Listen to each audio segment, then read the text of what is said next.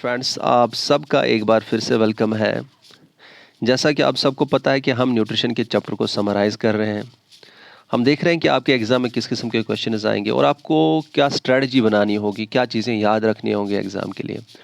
तो ऑलरेडी हमने एक लेक्चर इस पे दिया जिसमें मैंने आपको जनरल न्यूट्रिशन के बारे में पढ़ाया और उसके टाइप्स के बारे में पढ़ाया, और फिर हमने प्लांट के न्यूट्रिशन को अच्छे से कवर किया, जो भी इंपॉर्टेंट फैक्ट्स थे उसमें। आज हम एनिमल के न्यूट्रिशन को, पर्टिकुलरली मैन के न्यूट्रिशन को कवर करने जा रहे हैं, क्योंकि ये एग्ज़ाम में आ सकता है इससे क्वेश्चन। ठीक है, तो सबसे पहला पॉइंट आपको जो पता होनी चाहिए कि हम जो ह्यूमन बींग्स हैं, हम कौन सा न्यूट्रिशन दिखाते हैं। होलोज़ोइक न्यूट्रिशन। होलोज़ोइक न्यूट्रिशन बेसिकली हम होलोज़ोइक न्यूट्रिशन का एक टाइप न्यूट्रिशन हम में है, that is we are omnivores. Omnivores जो कि both plant products as well as animal products consume करते हैं, ईट करते हैं। ठीक है, होलोज़ोइक न्यूट्रिशन को हम इंजेस्टिव न्यूट्रिशन भी कहते हैं ना, इंजेस्टिव न्यूट्रिशन भी कहते हैं। क्या कोई यूनिसेलुलर ऑर्गेनिजम्स होलोज़ोइक न्यूट्रिशन दिखाते हैं? यस, एमोबा वगैरह वो भी दिखाते हैं। ठीक है, वो भी होलोज़ोइक न्यूट्रिशन दिखाते हैं। अब जो ओमनिवोर्स हैं ये तो पता है ह्यूमन बींग्स है, लेकिन होलोज़ोइक न्यूट्रिशन में और क्या क्या आते हैं और आपके एग्जाम में किस किस्म का क्वेश्चन आ सकता है। वहाँ पे कुछ एनिमल्स दिए होंगे, बोलेंगे बताइए इसमें कार्निवोर कौन है, बताइए हर्बीवोर कौन है, बताइए कैनिबल कौन है, ये चीज़ें। तो थोड़ा मैं बता देता हूँ। एक होता है another, that is carnivore. Carnivores क्या होते हैं? ये फ्लैश ईटिंग एनिमल्स होते हैं। हर्बीवोर्स क्या होते हैं? ये वो हैं जो प्लांट प्रोडक्ट्स खाते हैं। अच्छा, कैनिबल्स क्या हैं? ये वो हैं जो कि अपनी ही स्पीशीज़ को खाते हैं, जैसे बड़ी फिश और बड़े स्नेक्स, छोटे स्नेक्स को खाते हैं, बड़ी फिश छोटी फिश को। इसी तरह से आएगा सैंग्विवोर्स क्या होते हैं? सैंग्विवोर्स हो गए जो कि ब्लड पे फीड करते हैं, जैसे फीमेल एनोफ्लस मॉस्किटो है, वेम्पायर बैट है, जैसे लीचेस हैं। ये चीज़ आप जहन में रखेंगे। ठीक है, इसी तरह से आ सकता है, आप हमें बताइए डेट्रीवोर्स क्या होते हैं। एक मिनट, बैठ गया ये। तो वहाँ आ सकता है, बताइए डेट्रीवोर्स क्या होता है। ये वो एनिमल्स हैं जो डेड डिकेइंग मैटर पे फीड करते हैं, जिसे हम डेट्राइट्स भी कहते हैं। देखो, मैंने आपको सैप्रोफाइटिक न्यूट्रिशन भी पढ़ाया, उसमें भी यही बता रहा हूँ कि डेड डिकेइंग मैटर कंज्यूम करते हैं, और यहाँ पे भी बोल रहा हूँ। लेकिन फ़र्क ये है कि यहाँ पे इंजेस्ट किया जाता है, वहाँ पे इंजेस्ट नहीं किया जाता है। मतलब यहाँ पे खाया जाता है ये dead decaying matter. For example हमारी ये अर्थवर्म है ये, ठीक है, ये इसके सामने डेड डिकेइंग मैटर है, ये इसको एब्जॉर्ब नहीं करेगी, न्यूट्रिएंट्स या सक नहीं करेगी, ये इसको खाएगी बाज़ाब्ता तौर पे, इस सॉइल को along with this dead decaying matter खाएगी, फिर अंदर जाके इससे न्यूट्रिएंट्स हासिल करेगी। तो इसमें इसने खाया सॉइल को, इस consumed in the, it ingested, it is an ingestive form of nutrition. यहाँ पे इसको सैप्रोफाइटिक न्यूट्रिशन नहीं कहना। डेड डिकेइंग मैटर यहाँ पे भी होता है, लेकिन it is being ingested. Keep it in your mind. इसी तरह से आ सकता है, बताइए कैरी ऑन ईटर्स क्या होते हैं। ये वो एनिमल्स हैं जो कि लेफ्ट ओवर्स पे फीड करते हैं, जिसे हम कैरी ऑन भी कहते हैं। क्या होता है लेफ्ट ओवर? जैसे बड़ा शिकारी एनिमल है, जैसे लायन है, टाइगर है, वो शिकार करके वहाँ पे जो बचा कुचा रहता है ना, उस पे कुछ छोटे छोटे एनिमल्स फीड करते हैं, उनको हम कहते हैं कैरी ऑन ईटर्स। जैसे हमारा डॉग है, जैसे हमारे वो हाइना है वगैरह। तो ये चीज़ें, ये जो एनिमल्स हैं, ये कैरी ऑन ईटर्स हैं, और इनका एक मकसद ये होता है कि ये एनवायरनमेंट को क्लीन करते हैं, जिसे हम कहते हैं स्कैवेंजिंग। स्कैवेंजिंग कहते हैं, और इनको इसीलिए एक और हम नाम देते हैं, स्कैवेंजर्स भी कहते हैं। कैरियन ईटर्स, लेफ्टओवर ईटर्स और स्कैवेंजर्स, ये लेफ्टओवर मटेरियल पे फीड करते हैं, जिसे हम कैरियन भी कहते हैं। इसी तरह से अगर आपके वहाँ पे क्वेश्चन आ गया फ्रैगिवोर्स, फ्रैगिवोर्स क्या हो गए? जो कि फ्रूट्स पे फीड करते हैं, पैरट, बाकी जो बर्ड्स हैं। अगर वहाँ पे क्वेश्चन आ गया पाइसिवोर्स, जो कि फ़िश पे फीड करते हैं, किंग फिशर वगैरह वगैरह। तो ये चीज़ें आपको जहन में याद रखनी होंगी। बस इतना आपने याद रखा तो अब हम डायरेक्टली कहाँ पे आएंगे? हम डायरेक्टली आ जाएंगे ह्यूमन बींग्स के न्यूट्रिशन पे, जो कि फर्दर हम देखेंगे। तो हमको ऑलरेडी पता है कि होलोज़ोइक न्यूट्रिशन है और हर्बी और ओमनिवोर्स हैं। और क्या पता होना चाहिए हमें कि हमें क्वेश्चन आ सकता है किस पे? न्यूट्रिएंट्स पे, जो कि न्यूट्रिएंट्स ह्यूमन बींग्स कंज्यूम करते हैं, इस पे क्वेश्चन आ सकता है। किस किस्म का क्वेश्चन आ सकता है? Let's see. पहले देखते हैं न्यूट्रिएंट्स क्या क्या कंज्यूम करते हैं। देखिए, कार्बोहाइड्रेट्स होते हैं फूड में, हमें क्या मिलते हैं? कार्बोहाइड्रेट्स होते हैं, और क्या होते हैं? प्रोटीन्स होते हैं, फैट्स होते हैं, विटामिन्स होते हैं, और क्या होते हैं, मिनरल्स होते हैं, वाटर है, आपका रफेज है, बस इतना होता है। ठीक है, अब इसमें क्वेश्चन कहाँ से पूछेंगे और क्या पूछेंगे? सबसे पहले ये पूछ सकते हैं, बताइए इनमें से मैक्रोन्यूट्रिएंट कौन है और माइक्रोन्यूट्रिएंट कौन है। तो ये निकालना होगा आपको। देखिए, जो ज़्यादा क्वांटिटीज़ में चाहिए हमें उनको मैक्रो या मेगा न्यूट्रिएंट्स कहते हैं या मेजर न्यूट्रिएंट्स कहते हैं।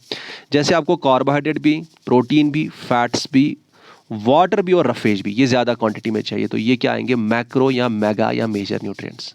और जो कम क्वांटिटी में चाहिए वो है वाइटामिन्स एंड मिनरल्स, तो इनको क्या कहेंगे, माइक्रो न्यूट्रिएंट्स या माइक्रो न्यूट्रिएंट्स, तो या माइनर न्यूट्रिएंट्स भी कहते हैं। तो इतना समझ आ गया आपको, इनको ट्रेस न्यूट्रिएंट्स भी कहते हैं। ये एक क्वेश्चन पूछ सकते हैं। दूसरा क्वेश्चन आपसे ये पूछ सकते हैं, बताइए हमें कि इनऑर्गेनिक कौन है इनमें, इनऑर्गेनिक कौन है इनमें और ऑर्गेनिक कौन है इनमें। तो उस वक्त घबराना नहीं, बड़ा आसान है। देखिए, मिनरल्स और वाटर के बगैर जो भी है वो सारे ऑर्गेनिक है, मिनरल्स और वाटर ही खाली क्या है, इनऑर्गेनिक। ठीक है, ये तो ब्रॉड क्वेश्चन है जो इस पे पूछ सकते हैं। अब देखते हैं डिटेल में पर्टिकुलरली हर चीज़ पे क्या क्या क्वेश्चन पूछेंगे आपसे। देखिए, जब हम ले लेंगे कार्बोहाइड्रेट एंड फैट को एक साथ ले लेंगे, कार्बोहाइड्रेट एंड फैट से हमें क्या पूछेंगे, दोनों का काम जो होता है, both of them provide energy. तो कार्बोहाइड्रेट और फैट से हमें क्या पूछेंगे, बताइए एनर्जी गिविंग न्यूट्रिएंट्स कौन से। तो आप कार्बोहाइड्रेट और फैट को सिलेक्ट कीजिएगा। अगर वहाँ पे क्वेश्चन ऐसा था, कार्बोहाइड्रेट भी दिया था ऑप्शन में, फैट भी, फिर प्रोटीन भी, फिर लास्ट में उसमें दिया था ऑल द अबव, उस वक्त कार्बोहाइड्रेट फैट तो सिलेक्ट नहीं कर सकते हम दोनों को, फिर तीनों को सिलेक्ट करना, क्योंकि अगर कार्बोहाइड्रेट और फैट की कमी होती है फिर प्रोटीन यूज हो जाते हैं एज एनर्जी। पहले तो कार्बोहाइड्रेट का क्वेश्चन आएगा कि सबसे पहला सोर्स ऑफ एनर्जी कौन सा है हमें, that is carbohydrate, first source. Second source is fat, third source is protein. अगर कार्बोहाइड्रेट फैट नहीं मिल रहे हैं, फैट दोनों की कमी है, तो प्रोटीन से एनर्जी डिराइव की जाएगी। अब कार्बोहाइड्रेट सबसे पहले यूज होती है, तो readily usable source of energy is carbohydrate, और उसमें भी सबसे जो रेडिली यूजेबल एनर्जी हमारे लिए जो न्यूट्रिएंट प्रोवाइड करते हैं, दैट इज ग्लूकोज। ये याद रखिएगा, ग्लूकोज की फार्मूला वो आपको मैंने बताया C6H12, उसकी ये बोलना नहीं, देखना ये एग्जाम में आ सकता है।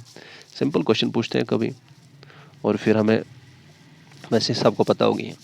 अब यही कार्बोहाइड्रेट और फैट के बारे में अगर पूछा, पहले तो कार्बोहाइड्रेट देगा फिर फैट एनर्जी देगा, लेकिन अगर पूछा कि ज़्यादा एनर्जी, मोर एनर्जी कौन देता है, उस वक्त आप फैट को सिलेक्ट कीजिएगा।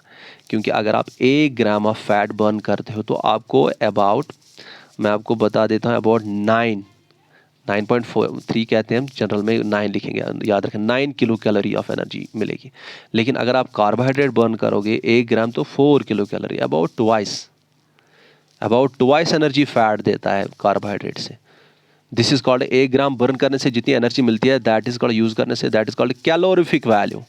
ये पूछ सकते हैं आपको, calorific value, value of carbohydrate is 9.3 है ये। ठीक है, अबाउट 9 लिखते हैं हम, ये है 4.3, अबाउट 4 लिखते हैं, 9.3 kilo calorie and 4.3 kilo calorie. तो कैलोरीफिक वैल्यू के बारे में आपसे पूछ सकते हैं। तो अगर आपको क्वेश्चन आएगा ज़्यादा एनर्जी कौन देता है, तो आप झट से उसको फैट लिखिएगा। ठीक है, अगर एक क्वेश्चन और आया आपके वहाँ कि हाँ बताइए किलो जूल्स में कितनी एनर्जी किससे मिलती है, देखो हमने कैलोरी में कहा, किलो कैलोरी में, किलो जूल्स में खुद ही कन्वर्ट करेंगे आप, चलो वो आप, मैं नहीं लिखूँगा, वो नहीं बताऊँगा। इसी तरह से अगर क्वेश्चन आया कार्बोहाइड्रेट और फैट के बारे में, बताइए कितना हम कार्बोहाइड्रेट कंज्यूम करते हैं और कितना फैट कंज्यूम करते हैं पर डे, जो एक नॉर्मल एडल्ट होता है। कार्बोहाइड्रेट्स अबाउट 225 टू 325 ग्राम्स, ये एक नॉर्मल एडल्ट यूज़ करता है, और फैट कम यूज़ किया जाता है, 44 टू 77 ग्राम्स पर डे। ठीक है, ये याद रखेंगे आप। ये नेक्स्ट है। अब अगर ये क्वेश्चन आया, बताइए फ्रूट्स में कार्बोहाइड्रेट कौन सा प्रेजेंट होता है, उनमें स्वीटेस्ट कार्बोहाइड्रेट होता है, स्वीटेस्ट शुगर जिसे हम कहते हैं फ्रक्टोस। क्या कहते हैं, फ्रक्टोस, इसीलिए फ्रूट्स हमें मीठे लगते हैं, बड़ा मज़ा आता है। अगर क्वेश्चन आया कि स्टोर किस फॉर्म में किया जाता है कार्बोहाइड्रेट प्लांट्स में, तो आपको मैंने बताया ऑलरेडी, स्टार्च की फॉर्म में, और एनिमल में किस फॉर्म में, ग्लाइकोजन की फॉर्म में। ग्लाइकोजन कहाँ पे स्टोर किया जाता है, मसल एंड लिवर में, मसल एंड लिवर में जनरली। ये 2 टैंक्स हैं हमारी ग्लाइकोजन की, हमारी बॉडी में, एनिमल्स की बॉडी में। तो इतना क्लियर है। नाउ और क्या पूछ सकते हैं आपको, क्या फैट के बारे में कुछ और पूछ सकते हैं? Yes, good and bad fat, good and bad fat. देखिए जो अनसैचुरेटेड फैट होता है, अनसैचुरेटेड, जिसमें कार्बन कार्बन के दरमियान फैट मॉलिक्यूल्स में कार्बन कार्बन के दरमियान डबल या ट्रिपल बॉन्ड हो, multiple bond, so that is good fat. Bad fat में जिसे हम कहते हैं सैचुरेटेड फैट, जिसमें अपोजिट होगा। सैचुरेटेड फैट में सिंगल बॉन्ड होता है कार्बन कार्बन के दरमियान, इसमें डबल और ट्रिपल बॉन्ड होता है। तो अनसैचुरेटेड फैट हमें कहाँ से मिलता है? प्लांट प्रोडक्ट्स से। तो इसलिए प्लांट्स बहुत ही अच्छे हैं हमारे लिए इन टर्म्स ऑफ फैट, लेकिन एनिमल्स जो होते हैं ये बहुत ही नुकसानदेह होते हैं इन टर्म्स ऑफ फैट। समझ आ रहा है? क्योंकि इसमें बैड फैट मिलता है, उसमें गुड फैट है, डिसैचुरेटेड, अनसैचुरेटेड। ठीक है, सैचुरेटेड में, अनसैचुरेटेड में जो सबसे बहुत ही इंपॉर्टेंट हमारे लिए है ना अनसैचुरेटेड फैट्स, उनको हम कहते हैं म्यूफा एंड प्यूफा। म्यूफा एंड प्यूफा, ये याद रखिएगा। Mono unsaturated fatty acids and poly unsaturated fatty acids, ये हमें प्लांट प्रोडक्ट्स में मिलते हैं। ये हर जगह पे बहुत ही इंपॉर्टेंट है हमारी हेल्थ के लिए, हार्ट हेल्थ के लिए, ब्रेन हेल्थ के लिए, हमारी स्किन हेल्थ के लिए। तो ये अनसैचुरेटेड फैट में हमें मिलते हैं, तो इसलिए प्लांट प्रोडक्ट्स को कंज्यूम करना चाहिए, प्लांट प्रोडक्ट्स को कंज्यूम करना चाहिए, इनसे फैट बहुत ही अच्छा मिलता है हमें। अगर वहाँ पे कोलेस्ट्रॉल की जिक्र की जाएगी, बताइए bad cholesterol and good cholesterol, good cholesterol, good and bad cholesterol, आप उस वक्त क्या लिखेंगे? गुड कोलेस्ट्रॉल कौन सा है? दैट इज HDL, जिसे हम कहते हैं high density lipoproteins. Bad cholesterol क्या है? Low density lipoproteins, LDL। ये याद रखेंगे आप। ये क्वेश्चन आ सकता है आपके लिए। वहां क्वेश्चन आएगा एसेंशियल फैटी एसिड्स कौन है? एसेंशियल कौन है फैटी एसिड्स? मैंने कहा क्योंकि फैट्स के जो कंपोनेंट्स होते हैं, जिनके बने होते हैं fats, they are called fatty acids. इसी तरह से essential and non essential fatty acids. अगर ये क्वेश्चन आता है तो एसेंशियल क्या होता है? ये हमारी बॉडी में डिफरेंट न्यूट्रिएंट्स, दूसरे न्यूट्रिएंट्स से नहीं बनते हैं एसेंशियल फैटी एसिड्स, तो डाइट में इनका लेना बहुत ही ज़रूरी है। नॉन एसेंशियल इसके बजाय अगर हम देखेंगे, उनका डाइट में होना उतना ज़रूरी नहीं है, क्योंकि बाकी जो न्यूट्रिएंट्स हमारी बॉडी में है, बाकी जो मॉलिक्यूल्स हैं, बायोमॉलिक्यूल्स, उनसे हम सिंथेसाइज कर सकते हैं टू सम एक्सटेंट। तो एसेंशियल फैटी एसिड्स का हमारी बॉडी में होना बहुत ही ज़रूरी है। डालेंगे नहीं ये क्वेश्चन, लेकिन चलो मैं पूछता हूँ, आपको बता देता हूँ, आप ही बता दीजिए मुझे कि एसेंशियल फैटी एसिड्स कौन कौन है। वैसे क्वेश्चन नहीं आएगा, लेकिन आपके लिए नॉलेज के लिए मैं जानना चाहता हूँ, अगर आप कमेंट में लिखेंगे अच्छा रहेगा। तो ये चीज़ें फैट के बारे में पूछेंगे, हो गया आपका फैट भी। इसी तरह से प्रोटीन के बारे में आपको क्या पूछेंगे? देखिए इस प्रोटीन के बारे में सबसे पहला पॉइंट जो आपको पूछेंगे, बताइए बॉडी बिल्डिंग फूड कौन सा है? बॉडी बिल्डिंग फूड कौन सा है? वो प्रोटीन है ना, ये सबको पता है। और एक क्वेश्चन आ सकता है कि इसमें कंपोनेंट्स क्या होते हैं? Those are called amino acids. Protein किसका बना है? एमिनो एसिड्स का। एमिनो एसिड्स के बारे में पूछ सकते हैं, यही essential and non essential amino acids क्या है, जैसे फैटी एसिड्स की मैंने जिक्र की। समझ आ रहा है? सेम मीनिंग है। एसेंशियल डाइट में लेने हैं ज़्यादा, क्योंकि बॉडी में नहीं बनते, नॉन एसेंशियल बन सकते हैं, इसलिए डाइट में ज़्यादा ज़रूरी नहीं है। काम भी हो जाएंगे डाइट में, तो टेंशन नहीं रहेगा। तो ये चीज़ें आपके प्रोटीन के बारे में पूछ सकते हैं। आपके प्रोटीन के बारे में पूछ सकते हैं, बताइए कंप्लीट फैट, कंप्लीट प्रोटीन जिसे हम कहते हैं फर्स्ट क्लास प्रोटीन, और इनकम्प्लीट प्रोटीन या सेकेंड क्लास प्रोटीन, ये कहाँ से मिलते हैं और क्या होते हैं? देखिए एमिनो एसिड्स जनरली 22 हैं। ये एमिनो एसिड्स जिस प्रोटीन में हर कोई एमिनो एसिड मिलेगा, वो प्रोटीन कंप्लीट प्रोटीन है। और जनरली ये एनिमल प्रोटीन्स जो होते हैं, एनिमल से डिराइव गए प्रोटीन्स, वो कंप्लीट प्रोटीन्स होते हैं फर्स्ट क्लास। और जिनमें कोई ना कोई एमिनो एसिड डिफिशिएंट होगा, उनको हम कहते हैं इनकम्प्लीट प्रोटीन्स। और ये प्लांट से पाए जाने वाले प्रोटीन्स हैं, उनको हम कहते हैं इनकम्प्लीट प्रोटीन्स और सेकेंड क्लास प्रोटीन्स। ये ध्यान में रखेंगे आप। तो फैट की बात करेंगे, plant fat is very good, but protein की बात करेंगे तो animal protein is very good. समझ आ रहा है? ये याद रखेंगे आप ये क्वेश्चन। अच्छा, आपको अगर ये पूछेंगे, बताइए हमें कि सबसे ज़्यादा रिचेस्ट सोर्स ऑफ प्रोटीन कौन है, तो आप सोयाबीन लिखिएगा। मीट नहीं है, सोयाबीन प्लांट प्रोटीन ही है। अगर इसमें कुछ एमिनो एसिड्स थोड़े कम है, लेकिन रिचेस्ट सोर्स ऑफ, इसमें अबाउट 30 to 40% इसमें प्रोटीन ही होता है। मीट में तो 20 के आसपास रहेगा, मीट ही एनिमल प्रोडक्ट में 20 to 25 से ज़्यादा नहीं चाहता है। तो इसका मतलब है कि डिफरेंट टाइप्स ऑफ, देखो मैं पर्टिकुलर नहीं बोल सकता, क्योंकि मीट में भी आप डिफरेंट रीजन्स या डिफरेंट एनिमल्स का मीट लेंगे तो उसमें प्रोटीन कंसंट्रेशन वैरी हो जाती है। इसी तरह से प्लांट्स में भी डिफरेंट रीजन्स, डिफरेंट जो चीज़ें होती हैं उनमें प्रोटीन कंसंट्रेशन वैरी हो जाती है। तो इसलिए मैं पर्टिकुलर नहीं बता पा रहा हूँ, ठीक है। तो soybean is the richest source of protein.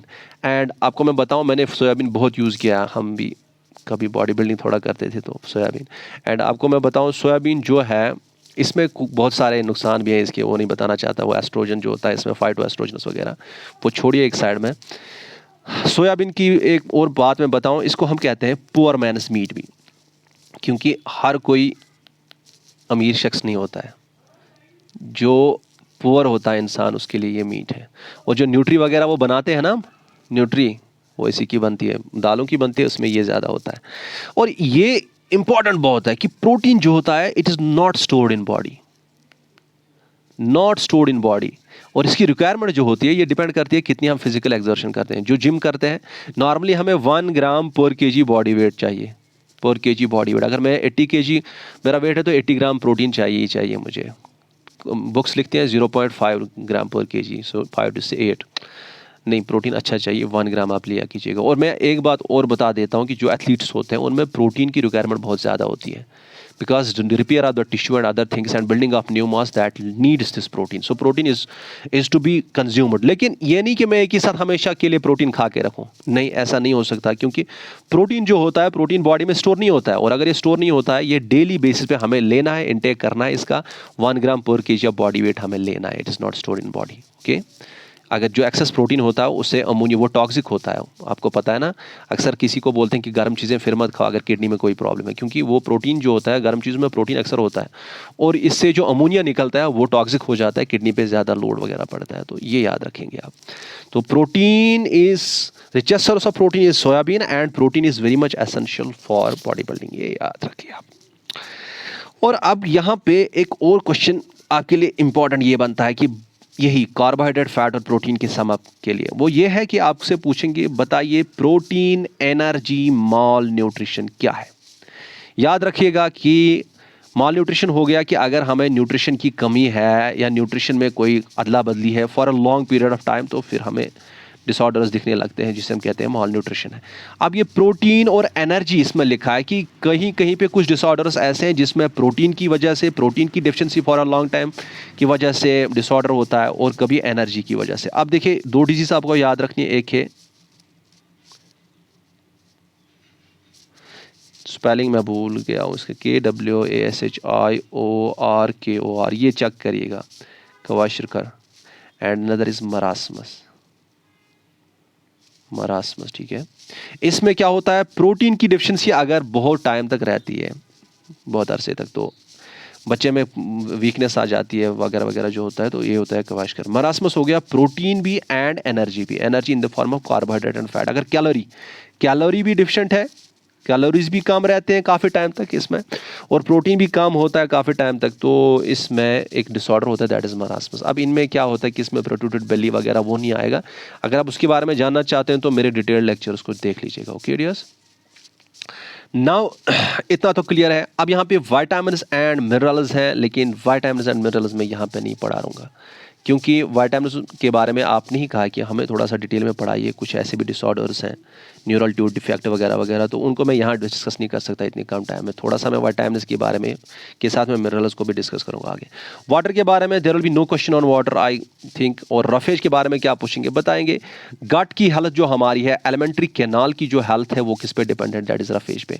आपको कहेंगे जो वो कौन से न्यूट्रिएंट्स है जो खुद डाइजेस्ट नहीं होते हैं लेकिन बाकी पोर्शन को डाइजेस्ट करने में बहुत ही इंपॉर्टेंट है, बाकी पोर्शन को डाइजेस्ट और एब्जॉर्ब करने के लिए, न्यूट्रिएंट्स को एब्जॉर्ब करने के लिए बहुत इंपॉर्टेंट है, तो उस वक्त आप रफेज को टिक मारेंगे, ये याद रखेंगे आप। इसी तरह से आपको कहेंगे बाउल मूवमेंट्स जो हमारी बॉडी में, हमारी गट में होती हैं, बाउल मूवमेंट्स की जो मूवमेंट हो जाता है, जो आगे चलना है इसका मटेरियल का, that is because of this roughage. तो roughage is very much important. Digestion और एब्जॉर्प्शन कैसे इंक्रीज करता है मैंने वो बताया आपको, I don't want to tell here कि डाइजेशन, लेकिन इसमें रोल है, डाइजेशन भी प्रॉपर हो जाती है और एब्जॉर्प्शन के लिए बहुत ही इंपॉर्टेंट है। हो गया आपका ये जिसे हम कहते हैं न्यूट्रिएंट्स। अब हम डायरेक्टली आ जाएंगे कि न्यूट्रिशन जो होता है इसमें डाइजेशन हमारी कैसी होती है हमारी बॉडी में, ठीक है। अब हम डायरेक्टली आएंगे to the question digestion. Let me take different colour, या डाइजेस्टिव सिस्टम ऑफ ह्यूमंस। मैं डाइजेस्टिव सिस्टम डायरेक्टली लिखता हूं कि ओ डाइजेस्टिव सिस्टम, ठीक है, डाइजेस्टिव सिस्टम। तो पहले मैं डाइजेस्टिव सिस्टम बना ही लेता हूं थोड़ा सा। ये देखिए, ये हमारी माउथ है, ये है एक कैविटी माउथ के अंदर जिसे हम कहते हैं बक्कल कैविटी। ये पीछे फेरेंक्स बनता है, फिर नीचे जाके ये यूसोफेगस बनता है, एक लंबा ट्यूब जो नीचे आता है। नीचे किसके साथ मिक्स होगा? स्टोमक के साथ जॉइन होगा। स्टोमक जे शेप्ड बैग, उसके स्टोमक के आगे वाले पोर्शन में नीचे ड्यूडेनम निकलता है, पहला पोर्शन ऑफ स्टोमक निकलता है, स्मॉल इंटेस्टाइन निकलता है। फिर निकलता है जेजुनम और इलियम, ठीक है, second and third portion of small intestine. उसके बाद लार्ज इंटेस्टाइन शुरू होता है जिसका ये केकम है, ये आपका लार्ज इंटेस्टाइन है। और लार्ज इंटेस्टाइन नीचे जाके एक बल्ज करता है जिसे हम रेक्टम बना बोलते हैं, और इस रेक्टम से होके होके होके होके ये एंस में जाता है और बाहर अनडाइजेस्टेड वेस्ट फेंकता है। This is rectum here, okay. ये चीज़ें, this is the digestive system. और इसमें एक्चुअली है क्या चीज़ें? दो चीज़ें हैं, देखो। एक तो है कैनाल, ट्यूब, जिसे हम कहते हैं एलिमेंट्री कैनाल। एलिमेंट्री कैनाल ये ट्यूब है, लेकिन ट्यूब के साथ साथ इसमें कुछ ग्लैंड्स हैं जिनको हम कहते हैं डाइजेस्टिव ग्लैंड्स। डाइजेस्टिव ग्लैंड्स वो मैंने अभी नहीं बनाए, अभी बनाऊंगा। जैसे मैं बना ही लेता हूँ, थोड़ा सा आपको दिखाएंगे। यहाँ पे दिस कलर, यहाँ पे जो है आपका पैनक्रियाज है।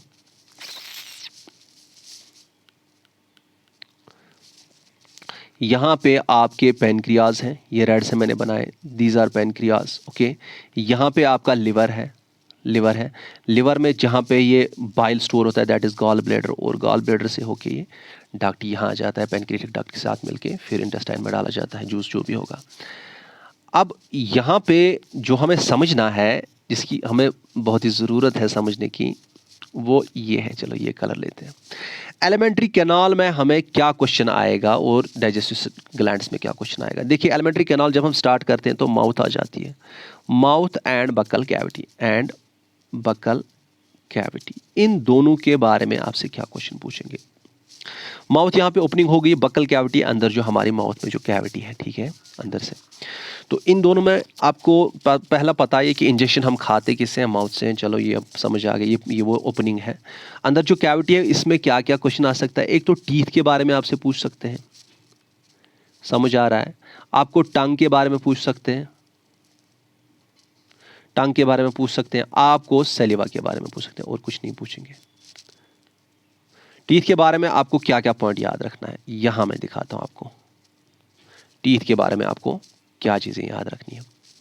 सबसे पहला पॉइंट आपको यह पता होना चाहिए कि hardest material of our body, hardest substance that is covering of teeth, जिसे हम कहते हैं एनामल, सबको पता है। टीथ का जो bulk of material of teeth, जिसमें जो एक्चुअली बोनी होता है, उस बोनी मटेरियल को क्या कहते हैं? उसे हम डेंटाइन कहते हैं। और आपसे पूछेंगे हमें जो टीथ हैं, ह्यूमन बींग्स में जो टीथ हैं, क्या ये होमोडोंट है कि हेटेरोडोंट है? अगर ऐसा पॉइंट आता है तो आप वहां पे जट से लिखिएगा दीज आर, ये क्यों नहीं वापस आ रहा है, just a minute, the teeth are heterodont, the teeth are heterodont. Heterodont teeth हो गए, एक जैसे टीथ नहीं होते हैं हमें, क्योंकि हमें इंसिसर्स होते हैं, कैनाइनस होते हैं, प्रीमोलर्स होते हैं और मोलर्स होते हैं। डिटेल्स वहीं उस लेक्चर में है, तो ये आपको पता है। हेटेरोडोंट टीथ है। और आपको पूछेंगे क्या हमारे टीथ मोनोफायोडोंट है कि डाइफायोडोंट है? तो आप डाइफायोडोंट लिखिएगा। डाइफायोडोंट हो गए कि हमें दो किस्म के टीथ आते हैं। पहले मिल्क टीथ दो बार निकलते हैं, एक होते हैं मिल्क टीथ, दूसरे क्या होते हैं? Permanent teeth. तो ये चीजें हैं। एक और पॉइंट आ सकता है कि हमारे टीथ एक्रोडोंट है कि थीकोडोंट है? थीकोडोंट है। थीकोडोंट हो गए वो टीथ जो कि, यहां पे लिखता हूं मैं, थीकोडॉन्ट हो गए वो टीथ जो कि सॉकेट्स में होते हैं, थीकोडॉन्ट और those teeth that occur inside, just a minute ये बैठ गया, जो कि सॉकेट्स में होते हैं, है ना, हमारी गम लाइन में होते हैं ना टीथ, इसलिए हम कहते हैं थीकोडॉन्ट इनको। तो ये चीजें आपको, टीथ आपको पता है कि मैस्टिकेशन के लिए लगते हैं, ये सबको पता ही है। लेकिन अगर आपसे पूछा गया कि हाँ आप हमें बताइए कि आपके टीथ जो हैं उनका नंबर कितना है और डेंटल फार्मूला क्या है, देखिए एडल्ट्स में 32 टीथ होते हैं और डेंटल फार्मूला 2 1 2 3, ये याद रखेंगे आप। एक्सप्लेनेशन उसी लेक्चर में डियर्स, ओके। अगर आपको कहेंगे यंग वन में तो 20 टीथ होते हैं और डेंटल फार्मूला 2120 और 2102 होगी वहां पे, ये आप सिलेक्ट करेंगे बस। That is all about the teeth. अब सलीवा के बारे में आपसे क्या पूछेंगे, let us take the saliva. Saliva के बारे में देखिए, सलीवा के बारे में सबसे पहले पूछेंगे कि इस सलीवा का पीएच कितना है। देखिए 6.7 है जनरली एवरेज में, जो कि जिसे हम कहते हैं स्लाइटली एसिडिक या नियर न्यूट्रल कहते हैं। और कितना सलीवा प्रोड्यूस होता है per day, 0.5 to 1.5 litre produce होता है, ठीक है, ये पूछ सकते हैं। अच्छा, अगर क्वेश्चन ये आता है कि आप हमें बताइए कि सैलिवा कौन प्रोड्यूस करते हैं, सेलिवरी ग्लैंड्स, कितने पेयर्स ऑफ सेलिवरी ग्लैंड्स होते हैं, there are 3 pairs of salivary glands, जो मैंने नहीं बनाए थे, बना लेते हैं। यहां पे होते हैं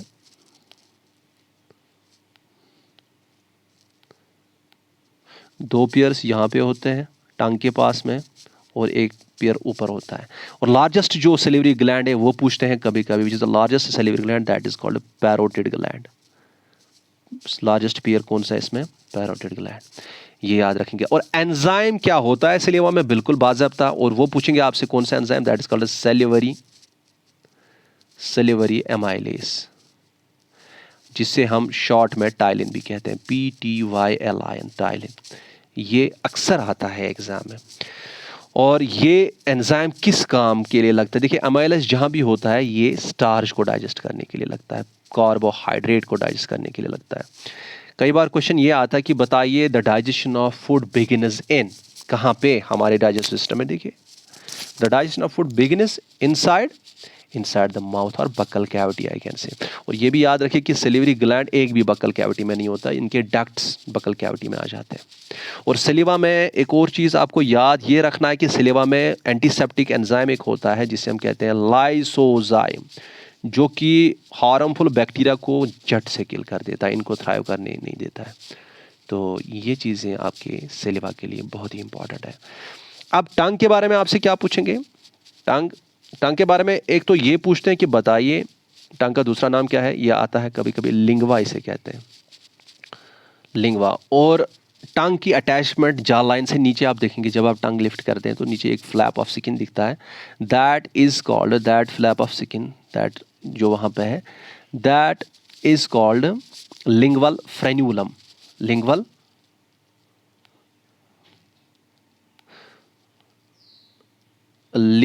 फ्रेन्यूलम, ये पूछ सकते हैं। या वो पूछेंगे बताइए 5 बेसिक टेस्ट्स क्या है टंग के। देखिए आप सबको पता है, स्वीट, मीठा, सुअर, खट्टा, है ना, साल्टी, नमकीन, बिटर, तीखा, ट्योटिया थे सोनंज, एंड अनदर जिसे हम क्या कहते हैं, सेवरी टेस्ट, ये याद रखिएगा, सेवरी टेस्ट, इसी को हम उमामी भी कहते हैं, उमामी कहते हैं, ये टेस्ट याद रखिएगा, ये डालेंगे आपके एग्जाम में, चांसेस है। और ये अगर पूछा कि कौन सी बोन अटैच करती है माउथ को सपोर्ट करने के लिए, that is called hyoid bone, बस that's all about this saliva, tongue etcetera etcetera. तो माउथ और बकल कैविटी जब फिनिश हो जाती है तो इसके बाद क्या होता है, यहाँ पे जो आता है next region, that is called this pharynx, है ना, ऊपर वाला। फेरेंक्स के बारे में कुछ नहीं याद रखना, इतना कि हवा और खुराक दोनों किस ट्यूब से चलते हैं एक साथ, तो वो है फेरेंक्स। और फेरेंक्स में ही क्या होता है, वो इपिग्लॉट्स होता है, जो कि किसको सेपरेट करता है, फूड पाइप और विंड पाइप को सेपरेट करता है। तो इपिग्लॉट से एक चीज आप याद रखेंगे यहाँ पे, ये किसको सेपरेट करता है, food pipe and wind pipe को सेपरेट करता है, फेरेंक्स के बारे में। उसके बाद ये वाला लंबा ट्यूब, जिसे हम क्या कहते हैं, लंबे ट्यूब को, जिसको हम क्या कहते हैं, that tube is called oesophagus. इस यूसोफेगस के बारे में क्या पूछेंगे, इसको फूड पाइप कहते हैं, ये सबको पता है। एक और नाम है, वो याद रखेंगे आप, गलेट, ये पूछेंगे वहां पे। और इसमें मूवमेंट ऑफ मटेरियल कैसे होता है, by the process of peristalsis, ये याद रखेंगे और कुछ नहीं आप याद रखेंगे, ये दो points, gullet and peristalsis, that's all. अब जो है जहां पे एक्चुअल डाइजेशन होती है, दैट इज दिस स्टमक। यहाँ पे मैं बक्कल कैविटी के बारे में एक और पॉइंट बताने जा रहा हूँ, वो ये है कि वहाँ पे टीथ मैस्टिकेशन ऑफ फूड करते हैं, physical digestion of food. Digestion of food दो तरीकों से होती है, एक तो फिजिकली ब्रेकडाउन से, दैट इज कॉल्ड फिजिकल और मैकेनिकल डाइजेशन, और दूसरा होता है through enzymes, that is called chemical digestion. और यहाँ पे टीथ तो फिजिकल डाइजेशन करते हैं, और सेलिवरी एमाइलेज जो है, जिसे हम टाइलिन कहते हैं, वो क्या करता है, does it do physical digestion और केमिकल डाइजेशन? नहीं, वो केमिकल डाइजेशन करता है, वो कार्बोहाइड्रेट को वहाँ पे डाइजेस्ट करता है। तो ये दोनों चीज़ें वहाँ पे होती हैं, फूड में both physical and chemical digestion होती है। इसी तरह से स्टमक में भी both physical and chemical digestion होती है। Physically by the movement of stomach muscles. Stomach के बारे में एक दो पॉइंट्स पहले मैं बता दूं जो कि इम्पॉर्टेंट है स्टमक के बारे में, वो ये है कि स्टमक जो है, यही रीजन हमारे एलिमेंट्री कैनाल का वो है जो कि डायलेटेड है। ये क्वेश्चन आया है, देखो, dilated portion of our alimentary canal कौन सा है, ये ना फैला हुआ, ठीक है, डायलेटेड है। और इसमें क्या है कि जे शेप्ड है, ये सबको पता है। ये भी याद रखना कि ये बहुत ही हाईली डिस्टेंसिबल है, ये बहुत ज़्यादा साइज में इंक्रीज हो सकता है। हम खाना खाते हैं, पेट बड़ा निकलता है, तो डिस्टेंसिबल क्यों है, क्योंकि इसमें अंदर से जब हम देखेंगे ना, ये अंदर से फोल्डेड होता है। जो इसमें फोल्ड्स होते हैं, इनको हम क्या कहते हैं, रगे, गैस्ट्रिक रगे। अगर कोई चीज़ फोल्डेड है, उसको आप स्ट्रेच करेंगे तो कितना स्ट्रेच होगा, बहुत ज़्यादा। तो ये चीज़ें आपको याद रखनी है। और इसमें मस्क्यूलर वॉल ये बहुत होता है, मस्क्यूलर, हाईली मस्क्यूलर है ये। इसमें जो सर्कुलर मसल्स होते हैं वो बहुत ज़्यादा होते हैं, और यही मस्क्यूल्स मसल जो इसमें होते हैं, ये इसमें एक चीज़ बना देते हैं कि इसमें जो होता है, इसमें चर्निंग मूवमेंट्स आते हैं, और इससे भी फिजिकली फूड को मिक्स और डाइजेस्ट कर किया जाता है। This is called churning movement of stomach because it is highly muscular. तो इतनी चीज़ें आप स्टमक के स्ट्रक्चर के बारे में आप याद रखेंगे इतना। लेकिन अगर आपको पूछा जाएगा कि बताइए इस स्टमक में न्यूट्रिएंट्स को कैसे डाइजेस्ट किया जाता है केमिकली, इसमें क्या क्या चीज़ें डाली जाती हैं। देखिए, स्टमक में सबसे पहला पॉइंट आपको याद रखना है, एक तो है HCl, ये याद रखेंगे। दूसरा है जिसे हम कहते हैं पेप्सिन। तीसरा है जिसे हम कहते हैं म्यूकस। और पेप्सिन के साथ एक और चीज़ मैं बताऊंगा यहाँ पे, ये मिटता क्यों है, आई डिडंट अंडरस्टैंड कि इसकी वर्किंग कैसे, जिसे हम रेनिन कहते हैं। रेनिन के बारे में भी पूछता है। अब ये चार चीज़ें आपको याद रखें। HCl सबसे पहला है कि आपको ये यहाँ पे याद रखना कि जो यहाँ पे हम खाते हैं, मुंह में जो ये बनता है ना खाने के बाद, खाने के साथ सिलेवा मिक्स करके, उसे हम कहते हैं बोलस। क्या कहते हैं, बोलस। और बोलस का पीएच मैंने कहा कि जो कि सिलेवा का पीएच होगा वही वहाँ पे पीएच बनेगा, ठीक है। उसके बाद हम नीचे आ जाते हैं, यहाँ पे यूसोफेगस से जब ये स्टमक में डाला जाता है बोलस स्टमक में जब स्टमक के जूस से वगैरह से मिल जाता है, तो इसको यहाँ पे क्या कहते हैं, काइम। क्या कहते हैं, काइम। और उसके बाद ये काइम जब यहाँ से निकल के यहाँ इंटेस्टाइन में आ जाता है, तो उसके बाद हम इसको कहते हैं काइल। और यही पूछते हैं कभी, pH of bolus, pH of chyme, pH of chyle. अगर बोलस काइम काइल की फ़र्क पता नहीं है तो हम कहाँ से पीएच बताएंगे, ठीक है। तो ये याद रखना चाहिए। अब मैं आपको सबसे पहले इस HCl के बारे में बताऊंगा। ये HCl क्या करता है, ये जो बोलस यहाँ पे पहुँचता है, ये जो काइम बन रहा है, ये इसका pH बहुत ज़्यादा इंक्रीज करता है, और डिक्रीज करता है, एसिडिक बना देता है। दैट इज़ 1.5 से लेके 3.5 pH इसका आ जाता है। That means very low pH हो जाता है इसका, समझ आ रहा है, ये ध्यान में रखिए। और ये pH बहुत इंपॉर्टेंट है इस पेप्सिन के काम करने का। पेप्सिन काम क्या करता है, ये प्रोटीन इसको डाइजेस्ट करता है, ये प्रोटीन इसको डाइजेस्ट करता है। और अब यहाँ पे HCl तो बहुत ज़्यादा एसिडिक है, ये मीडियम है, और प्रोटीन इसको डाइजेस्ट करने के लिए पेप्सिन भी है, तो स्टमक वॉल खुद ही डाइजेस्ट हो सकता है। पर्टिकुलरली ये HCl इसे बहुत ज़्यादा डैमेज कर सकता है। लेकिन auto digestion of stomach is prevented by this mucus, जो कि स्टमक के वॉल्स को कवर करती है, एंड इट इज़ एल्कलाइन। क्या होती है, एल्कलाइन। ये स्टमक की ये जो एसिडिटी है, इससे हमारे स्टमक वॉल को प्रोटेक्ट करता है। बेसिक है ना, ये समझ आ रहा है। अब यहाँ पे रेनिन क्या काम करेगा, देखो रेनिन बच्चों में ही खाली प्रोड्यूस होता है, अडल्ट्स में नहीं होता है। जो बच्चे दूध पीते हैं, आपको पता है, उनको जब वो वापस आ जाता है तो वो जमा हुआ होता है, that is called curd, curd, CURD, curd. तो कर्ड, उसे हम कहते हैं curdling of milk, curdling of milk, वो जमना पेट के अंदर, वो बच्चों में किसकी वजह से होता है, इस रेनिन की वजह से होता है, रेनिन। और ये इंपॉर्टेंट पॉइंट आप याद रखेगा कि कर्डलिंग ऑफ मिल्क के दौरान एक्चुअली होता क्या है, वो जो वहाँ पे मिल्क के प्रोटीन्स होते हैं, केसीन प्रोटीन, वो डाइजेस्ट हो रहे होते हैं, केसीन प्रोटीन। तो मिल्क के प्रोटीन केसीन को डाइजेस्ट करने के लिए रेनिन का होना बहुत ही ज़रूरी है। ये सब चीज़ें आप स्टमक के बारे में याद रखेंगे, अब कुछ और याद नहीं रखना है, ये काफ़ी है, बहुत पढ़ ली हमने डिटेल्स वगैरह। अब देखिए यहाँ पे स्टमक के पास एक क्वेश्चन अगर पूछा आपसे कि बताइए स्टमक के कुछ रीजन्स होते हैं, ये बता देता हूँ मैं फॉर एग्जांपल। इसमें कुछ रीजन्स होते हैं, जो इसोफेगस के पास रीजन होता है इसे हम कहते हैं कार्डियक रीजन या कार्डियक स्टमक, जो कि यहाँ स्मॉल इंटेस्टाइन के पास होता है, उसके का रीजन होता है ये नीचे वाला रीजन, तो इसे हम क्या कहते हैं, this is called pyloric stomach. और जो कि इसका मेन पोर्शन होता है उसे हम कहते हैं फंडस, फंडस या body of stomach, this called funds.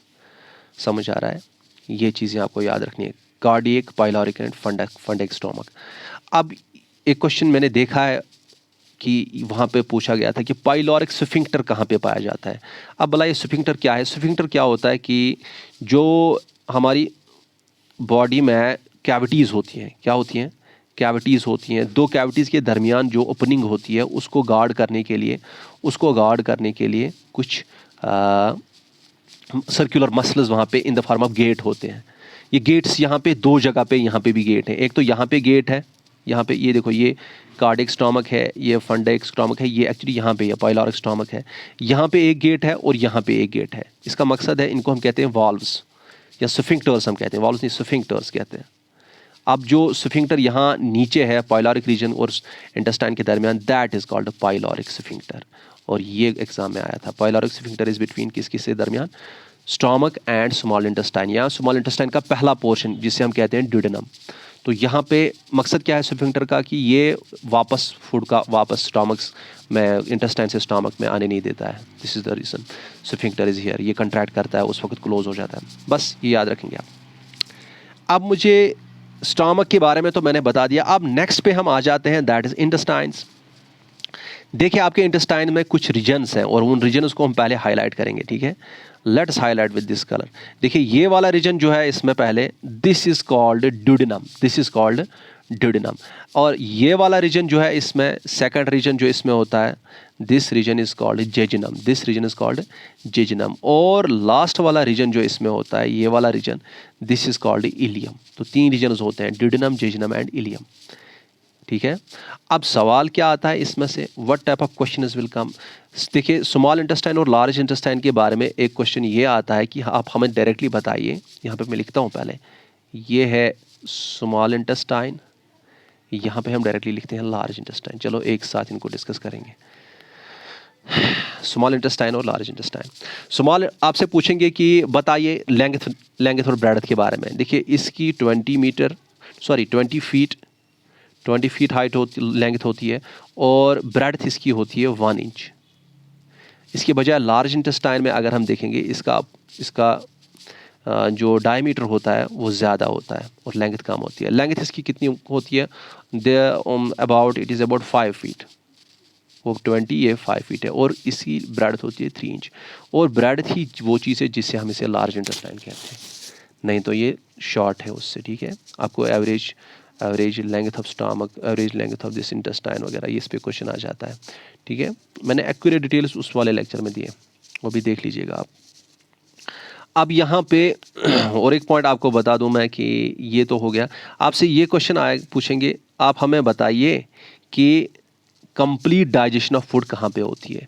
Complete digestion of food stomach में, स्मॉल इंटेस्टाइन में होती है, कि यहाँ पे कंप्लीट डाइजेशन की, जो कि सिंपलेस्ट न्यूट्रिएंट्स होते हैं ना हमारे फूड में।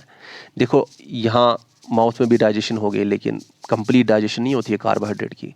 अगर कार्बोहाइड्रेट को हमें ग्लूकोज पहुंचता है, ग्लूकोज बनता है उससे, तो उसे हम कहते हैं कंप्लीट डाइजेशन। तो वहाँ पे इनकम्प्लीट डाइजेशन है, पार्शली डाइजेस्ट होता है। इसी तरह से स्टमक में पार्शली डाइजेस्ट होता है। फुल डाइजेशन और कंप्लीट डाइजेशन ऑफ फूड वो होती है स्मॉल इंटेस्टाइन के अंदर ही, किसके अंदर? स्मॉल इंटेस्टाइन के अंदर, क्योंकि यहाँ पे बहुत सारे large number of enzymes act जो कि डिफरेंट ग्लैंड से भी आते हैं, ग्लैंड से नहीं, इवन जो स्मॉल इंटेस्टाइन है वो खुद भी ये प्रोड्यूस करते हैं ये एंजाइम्स को। तो यहाँ पे केमिकल डाइजेशन बहुत ज़्यादा होती है, तो डाइजेशन अच्छे से होती है। अब समझना क्या हमें, एक minute, I want to take rest for 1 minute, इसको मैं पॉज करता हूँ। हाँ, तो मैं कह रहा था कि स्मॉल इंटेस्टाइन में कंप्लीट डाइजेशन होती है, तो स्मॉल इंटेस्टाइन में एक्चुअली काफ़ी सारे एंजाइम्स आएंगे। देखिए इस पेनक्रियाज, ये यहाँ पे पेनक्रियाज है, यहाँ पे लिवर है, पेनक्रियाटिक जूस आएगा पेनक्रियाज से, यहाँ से बाइल जूस आएगा लिवर से, ठीक है। ये सारे इस स्मॉल इंटेस्टाइन के अपर पोर्शन में आ जाते हैं, जिसे हम ड्यूडेनम कहते हैं, और ड्यूडेनम में मैक्सिमम डाइजेशन होती है, ये आप याद रखिएगा। तो ड्यूडेनम में मैक्सिमम डाइजेशन होती है, क्योंकि यहाँ पे एक तो ड्यूडेनम के एंजाइम्स भी आएंगे, अपने एंजाइम्स स्मॉल इंटेस्टाइन के, और दूसरे की पेनक्रियाटिक एंजाइम्स, और यहाँ पे बाइल जूस भी आएगा। अब यहाँ पे सबसे पहले हम देखते हैं कि पेनक्रियाज से जो एंजाइम्स आते हैं, या पेनक्रियाटिक एंजाइम्स कौन कौन से हैं। पेनक्रियाटिक एंजाइम्स आपके तीनों काफ़ी सारे होते हैं, देखिए, लेकिन 3 मेन मैं बताऊँगा आपको। एक होता है कार्बोहाइड्रेट डाइजेस्ट करने के लिए एमाइलेसिस, पेनक्रियाटिक एमाइलेसिस। दूसरा होता है लिपिड डाइजेस्ट करने के लिए पेनक्रियाटिक लाइपेसिस, और प्रोटीन डाइजेस्ट करने के लिए जो होता है that is called trypsin. Trypsin, ये ट्रिप्सिनोजन की फॉर्म में होता है, क्या होता है नहीं, आप सीधे ये याद रखेंगे क्योंकि डिटेल नहीं है, ये बिल्कुल शॉर्ट है। तो ट्रिप्सिन प्रोटीन डाइजेस्ट करने के लिए, लाइपेसिस लिपिड डाइजेस्ट करने के लिए, एमाइलेस कार्बोहाइड्रेट डाइजेस्ट करने के लिए इसमें से निकलेंगे, ठीक है। और पेनक्रियाटिक जूस में और भी होते हैं, न्यूक्लियस वगैरह वगैरह सारे, इसलिए हम कहते हैं it is complete juice in the form of enzymes, क्योंकि न्यूक्लियसेस भी होते हैं बाकी, तो उनकी ज़्यादा जिक्र मैं नहीं कर रहा हूँ। बस इतना आप याद रखेंगे कि ये यहाँ पे डाइजेशन के लिए लगते हैं ये एंजाइम्स। इसी तरह से यहाँ पे जो बाइल आ जाता है लिवर से, जो कि गॉल ब्लैडर में स्टोर होता है, फिर कॉमन पेनक्रियाटिक डक्ट से आता है, वो पेनक्रियाज के डक्ट से मिलते हुए। तो बाइल जो होता है, याद इसके लिए एक पॉइंट आप याद रखेंगे कि इसमें एंजाइम कोई नहीं होता है, नो एंजाइम।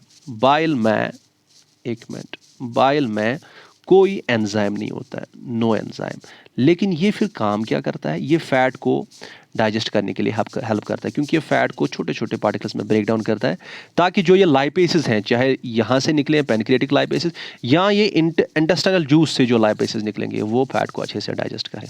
तो that is called emulsification of fats, emulsification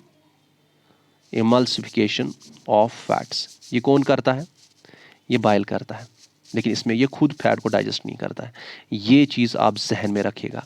अब ये देखेंगे आप कि हाँ भाई चलो डाइजेस्ट हो गया, बाइल वगैरह ये सारा हो गया, इसने काम किया। अब लेकिन स्मॉल इंटेस्टाइन में मेन मकसद तो एब्जॉर्प्शन भी है, एक तो डाइजेशन है, एक इसका मेन मकसद जो यहाँ पे है वो एब्जॉर्प्शन भी है।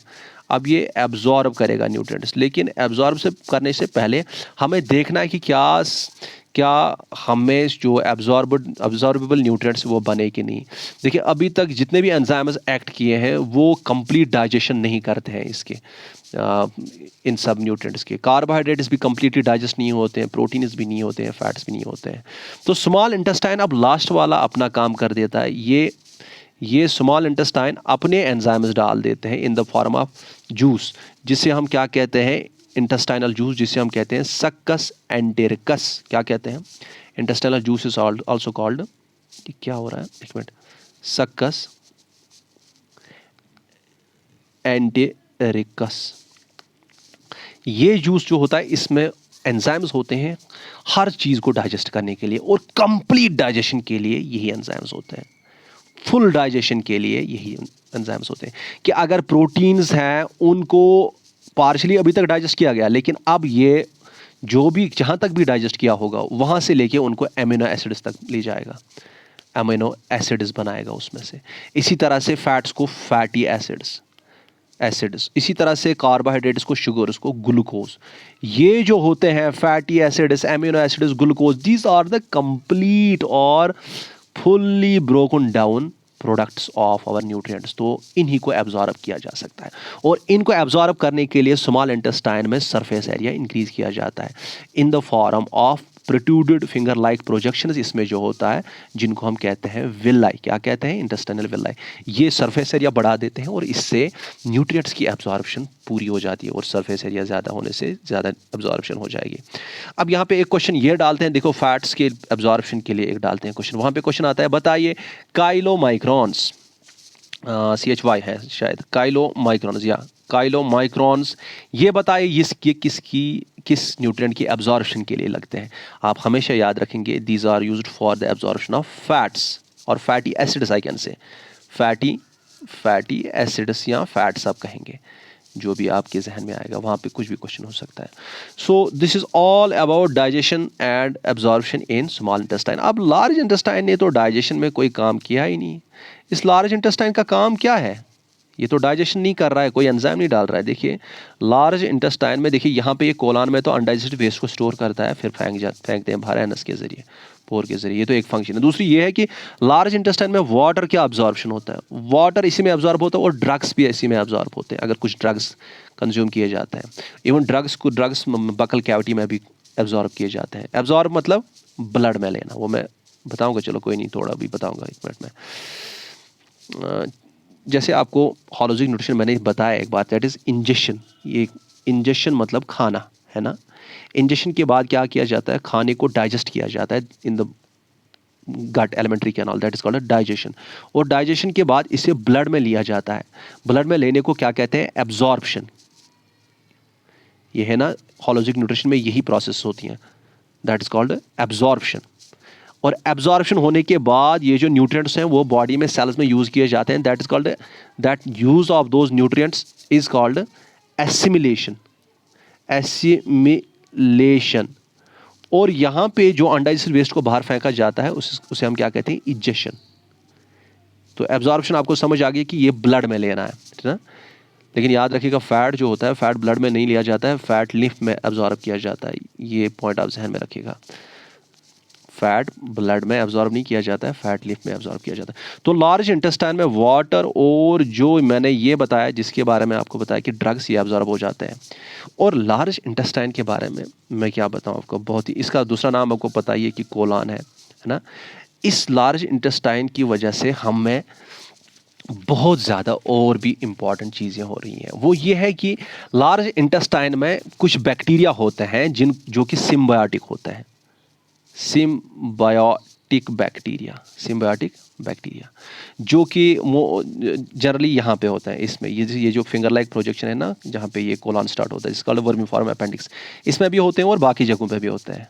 तो ये सिम्बायोटिक बैक्टीरिया क्या होता है, ये वो बैक्टीरिया जो हमारे लिए बेनिफिशियल है। ये खुद भी हमारे बने बनाए न्यूट्रिएंट्स को एब्जॉर्ब करते हैं, लेकिन हमारे लिए कुछ बनाते हैं। ये क्या बनाते हैं, विटामिन के और विटामिन बी के लगभग सारे विटामिन्स, जिसमें फोलिक एसिड है, जिसमें आपका बायोटीन है, जिसमें आपकी कोबालामाइन है, राइबोफ्लेविन है, निकोटिनिक एसिड आ सकता है, पायरोडॉक्सिन है, राइबोफ्लेविन है, थायमिन है। ये सारे जो विटामिन बी के न्यूट्रिएंट्स हैं लगभग ये भी सिंथेसाइज करते हैं और विटामिन के भी सिंथेसाइज करते हैं। आपके एग्जाम में आता है विटामिन B12 ही खा लिया, लेकिन याद रखिएगा लगभग सारे विटामिन ये सिंथेसाइज करते हैं हमारे लिए, और इससे हमारे अंदर जो होता है प्रॉपर न्यूट्रिशन हो जाता है। तो बैक्टीरिया, और ये देखा गया, पता है कि ये बैक्टीरिया है ना, ये हमारे अंदर वहाँ पे अगर नहीं होंगे तो काफ़ी सारे इन्फेक्शस बैक्टीरिया वहाँ पे थ्राइव करेंगे, क्योंकि ये बैक्टीरिया कुछ केमिकल सेक्रेट करते हैं जो कि हार्मफुल बैक्टीरिया को किल करते हैं, हार्मफुल बैक्टीरिया को थ्राइव नहीं करने देते हैं। अगर हमारा गट में जो माइक्रो फ्लोरा है,